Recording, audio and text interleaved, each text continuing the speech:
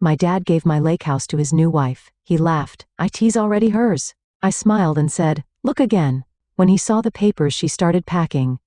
This lake house would be perfect for Victoria, my father announced during what was supposed to be a casual family dinner, his voice carrying that familiar tone of false casualness that always preceded his worst decisions. In fact, I've already transferred it to her name. She deserves a nice summer home. I set down my fork, carefully studying my father's smug expression and Victoria's triumphant smile. At 32, I'd spent years watching my father hand things to his new wife that didn't belong to him. But this time was different. This time, I was ready. Really? I kept my voice light, years of practice hiding the steel beneath. That's interesting, Dad. You should check those records again.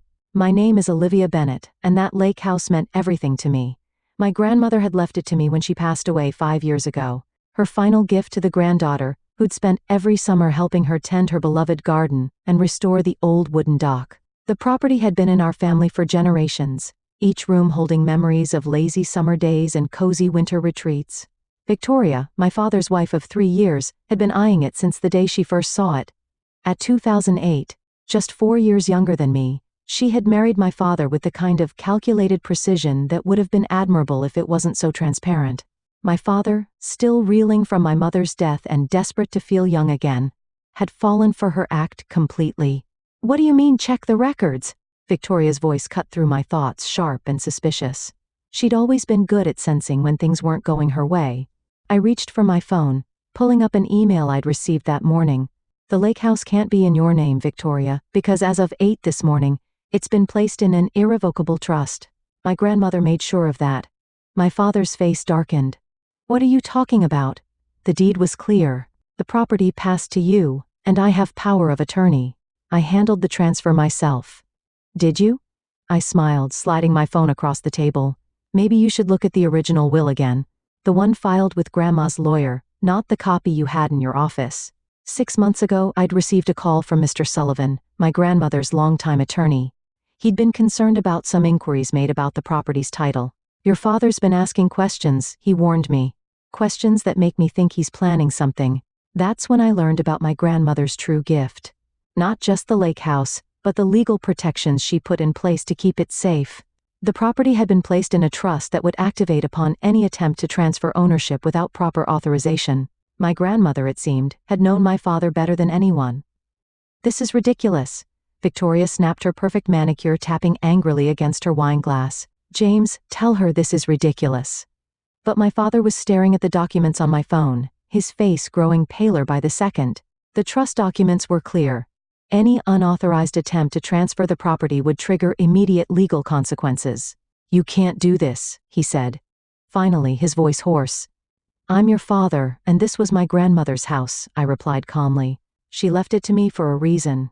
Did you really think she wouldn't protect it? Victoria stood up abruptly, her chair scraping against the floor. You ungrateful little. Careful, I interrupted. The trust has very specific provisions about harassment or interference. Mr. Sullivan is quite thorough in his documentation. The silence that followed was deafening. My father looked like he aged 10 years in 10 minutes, while Victoria's perfect composure had cracked completely. The renovation plans, she whispered more to herself than to us. The contractors are starting next week. I took a sip of my water, letting the moment stretch.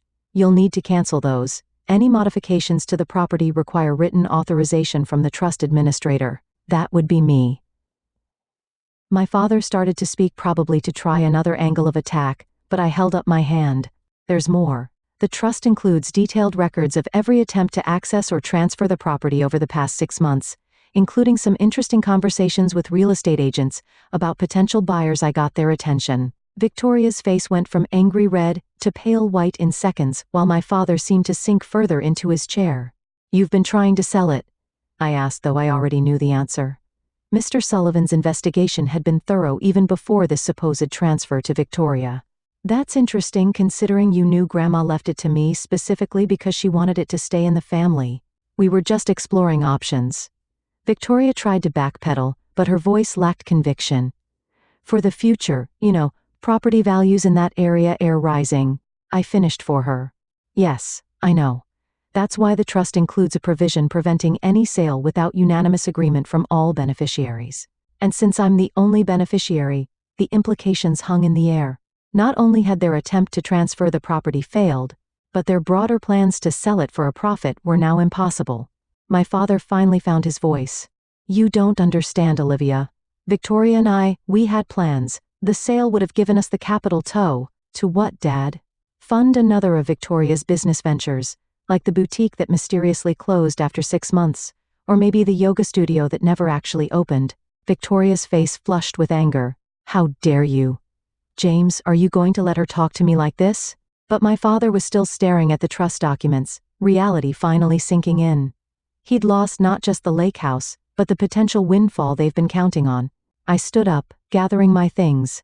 The trust administrator, that's me, will be conducting a property inspection next weekend. I'll need you to remove any personal items you've left there.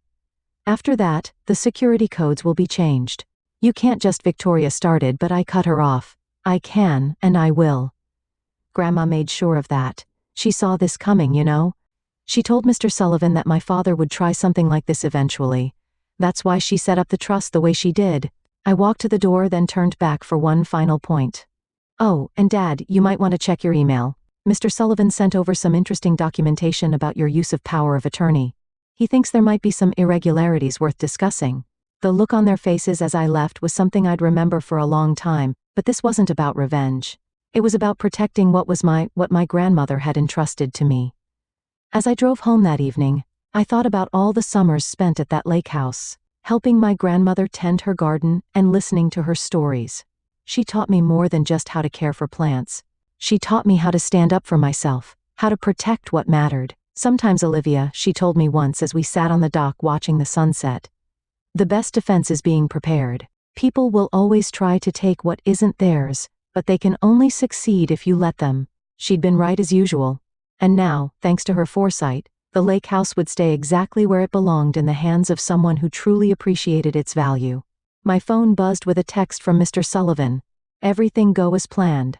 I smiled, typing back a quick response. Exactly as Grandma would have wanted. The lake house was safe, and with it, all the memories and promises it held. Sometimes the best victories are the ones you plan for long before the battle begins. The fallout from the dinner revelation was swift and explosive. The next morning, my phone was flooded with messages, angry texts from Victoria, pleading voicemails from my father, and even a few confused inquiries from family friends who had apparently been promised use of the lake house for their summer vacations. I forwarded each message to Mr. Sullivan, adding to his already substantial documentation of their behavior. They're getting desperate, he noted during our morning call. Your father just tried to schedule an emergency meeting with me. Claimed there must be some mistake in the trust documents. Was there? I asked, though I already knew the answer. Your grandmother didn't make mistakes, Olivia, especially not when it came to protecting what mattered to her. Later that afternoon, I drove out to the lake house, needing to see for myself what changes they had already made. As I pulled up the familiar gravel driveway, my heart sank.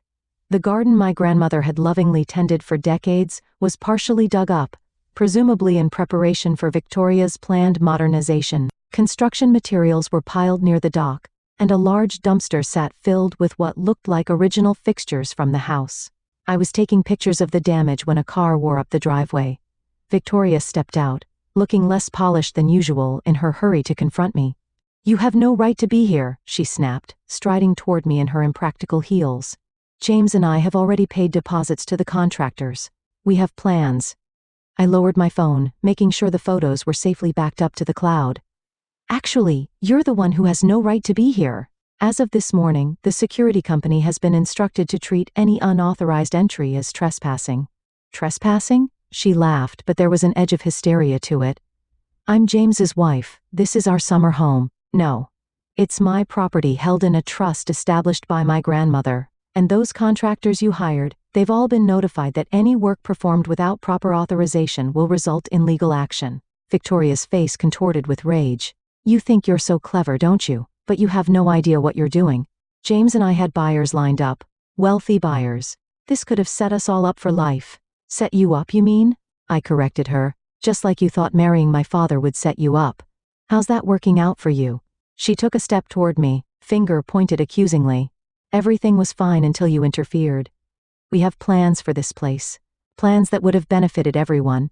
Everyone except me, I said calmly, and everyone except my grandmother who wanted this place preserved, not torn down and commercialized. Your grandmother is dead, Victoria spat. And you're living in the past, clinging to this old house like it's some kind of shrine. The words hit hard, but I kept my composure. You're right about one thing. I am preserving this place, but not just because of the past, because of what it represents, what it can still be. Just then, another car pulled up, my father's. He got out slowly, looking older and more defeated than I ever seen him. Victoria, he called out, his voice weary. I told you not to come here. Mr. Sullivan, just finish explaining everything to me. The trust is ironclad. Victoria whirled on him. You said you could handle this. You said the power of Attorney Mead. I was wrong. He cut her off.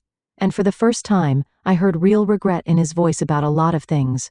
I watched their exchange with a strange sense of detachment. This was the moment my father had to choose between his new wife's schemes and his daughter's inheritance. Between quick profit and lasting legacy. The contractors, Victoria pressed. The deposits will have to be forfeited, my father finished. We had no right to authorize those changes. The trust makes that very clear. Victoria's face went through a series of emotions, anger, disbelief, calculation, and finally, a cold sort of fury. Without another word, she stormed back to her car and peeled out of the driveway, leaving my father and me standing in the aftermath of her dust. I'm sorry, he said finally, looking at the half-destroyed garden. Your grandmother, she loved this place so much. She did, I agreed. And she trusted me to protect it. Not just the house, Dad, but everything it stands for. The memories, the history, the future she imagined for it. He nodded slowly. I forgot that somewhere along the way, got caught up in Victoria's vision of luxury renovations and profitable flips. Your mother would have been so disappointed in me. The mention of my mother, gone now for 5 years, hung heavy in the air between us.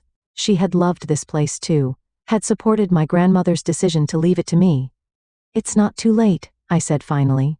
The garden can be replanted, the fixtures in that dumpster can be salvaged. It'll take work, but it's worth saving, he finished, just like your grandmother always said. I looked at him, really looked at him, and saw past the mistakes and poor choices to the father I remember from my childhood, the one who used to help me build sandcastles on the lake's beach, who taught me to fish off the old dock. You're welcome to help, I offered, with the restoration if you want to. His eyes met mine, hopeful but hesitant even after everything. The trust exists to protect the property, I said carefully, but it doesn't have to keep out family. Real family, Dad, people who understand what this place means. He looked around at the garden, the house, the lake sparkling beyond. Victoria won't like that. Victoria has a choice to make then, I replied, just like you did. In that moment, standing amid the wreckage of my grandmother's garden, I realized that sometimes saving a place means more than just protecting its legal ownership.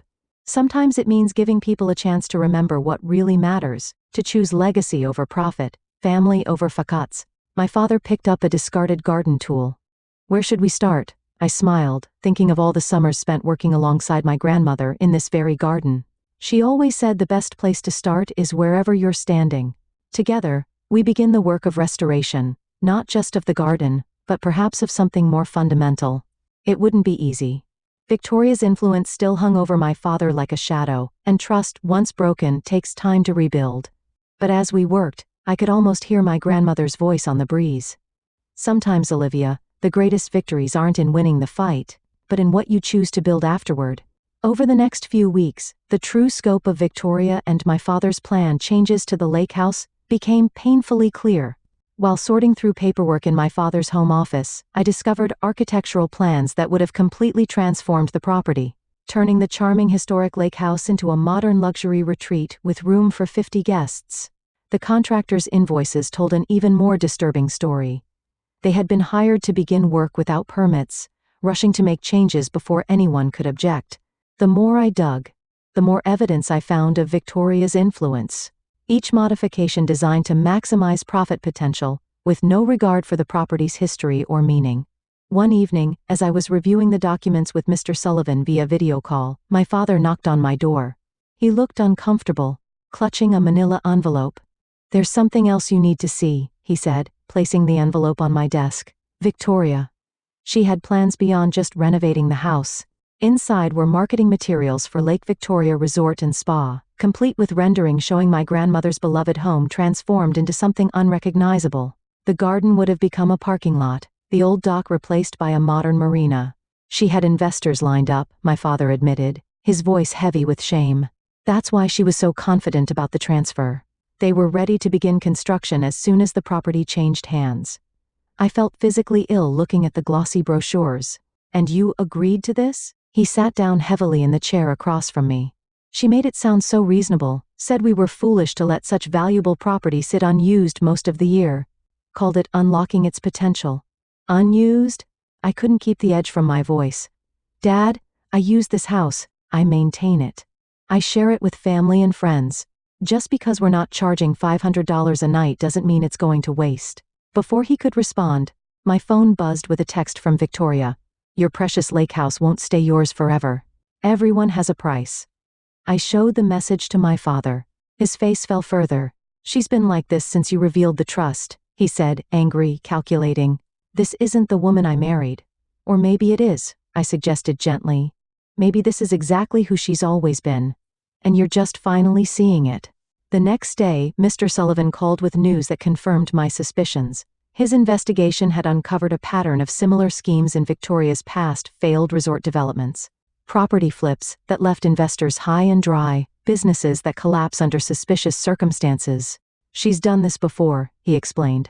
Finds wealthy older men, gains their trust, then uses their assets and connections for her real estate ventures. When things go south, she moves on. I thought about sharing this information with my father but decided against it. He was already struggling with the reality of Victoria's true nature. Proof of her past deceptions might break him completely. Instead, I focused on healing what could be healed. The garden was slowly coming back to life with my father spending weekends helping me replant what had been destroyed. We worked mostly in silence, but it was a comfortable one filled with shared purpose.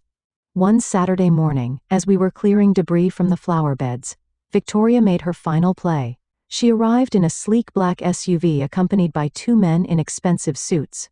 These gentlemen represent my investors, she announced, striding across the lawn. They're prepared to make you a very generous offer for the property. I straightened up, garden tools still in hand. The property isn't for sale at any price. The taller of the two men set forward extending a business card. Perhaps we could discuss this inside. Our offer might surprise you. No, I said firmly. The trust specifically prohibits any sale, it's not negotiable. Victoria's polished facade cracked. You stupid sentimental fool. Do you have any idea how much money you're throwing away, all for some old woman's garden? My father, who had been quietly working nearby, finally spoke up. That old woman was my mother Victoria. And this garden, this house, they're her legacy, not your next real estate flip. Victoria stared at him, clearly not expecting resistance from that quarter. James, be reasonable. Think about our future. I am, he replied, standing to face her. And I'm starting to think our futures might be heading in different directions. The investors, sensing the shift in dynamics, begin backing toward their car. Victoria watched them go, her carefully constructed plans crumbling before her eyes. This isn't over, she hissed. But the threat sounded hollow. Actually it is, I said, pulling out my phone. Mr. Sullivan has been quite thorough in documenting your history of real estate fraud. He's prepared to share his findings with the appropriate authorities if you continue to harass us. She left in a fury of squealing tires and thrown gravel, leaving my father and me standing in the partially restored garden. I've been such a fool, he said after a long moment. Not a fool, I corrected him, just someone who wanted to believe in love again. There's nothing wrong with that. He looked around at the garden at the evidence of our shared work. Your grandmother would be proud of you, not just for protecting the property, but for how you did it with strength, but also with grace. I picked up my gardening tools, returning to the task at hand. She'd be proud of you too, Dad, for finding your way back. As we worked side by side in the late summer sunshine, I thought about everything that had happened. Victoria had tried to turn this place of memories and meaning into just another soulless resort. She had nearly succeeded, not through force, but through manipulation and false promises. But my grandmother had seen it coming. She'd known that the true value of the lake house wasn't in its potential sale price or development opportunities. It was in the generations of memories it held, and the ones yet to be made. What happens now? My father asked as we finished planting a row of my grandmother's favorite roses. I looked out over the lake. It surfaced golden in the evening light. Now we rebuild, not just the garden, but everything else too. He nodded, understanding that I meant more than just the physical restoration of the property. Trust, like gardens, takes time and care to grow back strong. But standing there, surrounded by the evidence of new growth emerging from old roots, I knew we were on the right path. Victoria's grand plans for Lake Victoria Resort would remain nothing more than glossy renderings in a forgotten folder. The real lake house, my grandmother's lake house, would continue to be exactly what it was meant to be: a home, a haven, a place where family could heal and grow together. The weeks following Victoria's dramatic exit brought a strange new rhythm to life at the lake house. What had started as my solitary mission to protect my grandmother's legacy had evolved into something unexpected, a chance for my father and me to rebuild not just the property, but our relationship. Each morning we'd arrive with coffee and work plans, tackling the restoration piece by piece. The garden came first, with my father surprising me by remembering many of my grandmother's planting preferences. She always put the lavender on the eastern edge, he'd say, or the hydrangeas need more shade than you might think. Small details that revealed he paid more attention than I've given him credit for. Victoria, meanwhile, maintained her distance, but not her silence. Her lawyers sent increasingly desperate settlement offers, each one attempting to circumvent the trust's restrictions. She's running out of options, Mr. Sullivan explained during one of our weekly update calls. The investors she promised this property to are demanding answers, and from what I can gather, she made some significant financial commitments based on her guaranteed acquisition of the lake house. Not my problem, I said, watching through the window as my father painstakingly restored the old dock board by board. No, it's not, Mr. Sullivan agreed. But you should be prepared for escalation. People like Victoria rarely accept defeat gracefully. He was right. A week later, Victoria made her final play, a direct appeal to my father that I witnessed through the kitchen window. They stood near the edge of the property, her gestures animated, her expression cycling between pleading and threatening. My father remained still, arms crossed, shaking his head repeatedly. When he finally returned to the house, his expression was grim but resolute. She wanted me to contest the trust, he said without preamble. Said, if I claimed your grandmother wasn't of sound mind when she created it, we might have a chance to invalidate it. I felt a chill despite the summer warmth. And I told her it was over. He sat heavily at the kitchen table, the weight of his decision evident in every line of his face. I filed for divorce. The announcement hung in the air between us. This wasn't what I'd expected, or even what I'd wanted when I first confronted them about the lake house. I'd simply wanted to protect my inheritance, not destroy my father's marriage. Dad, I never meet. This isn't your fault, Olivia, he interrupted. Victoria and I, what we had wasn't real. Not on her side anyway. I was just a means to an end, access to properties and connections she could exploit. Mr. Sullivan found evidence of her past schemes. I admitted, I didn't tell you because I thought it would hurt too much. He nodded, unsurprised. I started doing my own research after that day with the investors. Found some of her previous husbands had some illuminating conversations. He attempted a smile. Turns out I'm not the first man to fall for her act, just the latest. We sat in silence for a moment, the sound of the lake lapping against the shore filtering through the open windows. What now? I finally asked. Now, he said, looking around at the half-restored kitchen. We keep rebuilding the house and everything else. That evening, as the sun set over the lake, we sat on the newly repaired dock with glasses of my grandmother's favorite lemonade. The garden was coming back to life with new shoots pushing through the soil where Victoria's contractors had torn up the old plants. The house itself was slowly returning to its former charm. The modern fixtures Victoria had installed, replaced with pieces more in keeping with its history. Your grandmother once told me something I didn't understand at the time, my father said, watching a golden light dance across the water. She said that houses have souls just like people, that they remember who loved them and who didn't. I smiled, hearing my grandmother's wisdom in his words. She used to tell me that too. Said that's why this place always felt so special, because generations of our family had filled it with love. I forgot that for a while, he admitted. Got caught up in Victoria's vision of potential and investment opportunity, stopped seeing the soul of this place. But you see it now, I said. Not as a question, but as recognition. He nodded, his gaze taking in the familiar shoreline, the gardens beginning to bloom again. the weathered wood of the boathouse that had sheltered our family's small fleet of canoes and kayaks for decades. I see it, he agreed, and I'm grateful you fought to protect it, even when that meant fighting me. The sound of a car coming up the driveway interrupted our moment. Mr. Sullivan stepped out holding a folder. Good news, he called as he approached the dock. Victoria has officially withdrawn all claims against the property. The trust stands unchallenged. As Mr. Sullivan explained the legal details, I found myself looking not at him, but at my father. The tension that had lived in his shoulders since this all began had finally eased. He looked more like the father I remember from childhood, present, engaged at peace. The lake house was safe just as my grandmother had intended, but she had protected more than just property with her foresight. She had created the opportunity for healing, for truth, for reconciliation, and fighting to preserve her legacy. I'd unexpectedly recovered something I thought was lost forever, my father.